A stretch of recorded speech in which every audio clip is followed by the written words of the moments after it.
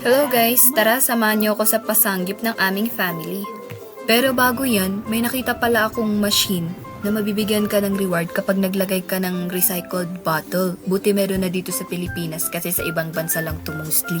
Okay, shortcut, nandito na ako. Tsaka guys, unexpectedly pala na madaming pinanganak ng March sa amin. Since family eating fellowship din to, ginawa na naming Thanksgiving kay Lord for their another year. Kaya ayan, napaspeech din sila ng biglaan. Napamigay na rin sila ng testimony for their journey in life. And napamigay din naman ng speech ang pinakalolo namin to continue in life. Pero kuya namin siya in blood. Diba? So complicated.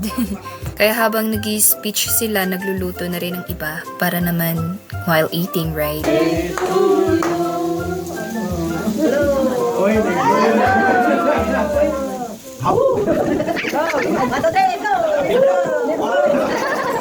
Tsaka ang sarap ng mango graham cake, guys. Hindi ko lang alam kung saan nila binili.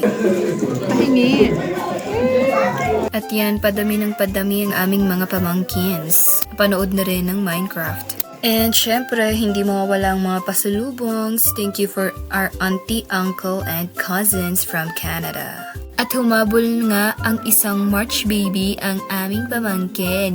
He's so cutie! Syempre, hindi mawawala ang picture taking at ang mga kukulit na kids.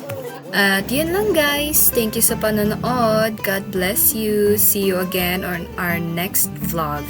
Don't forget to like, follow, and subscribe for more. Thank you and God bless!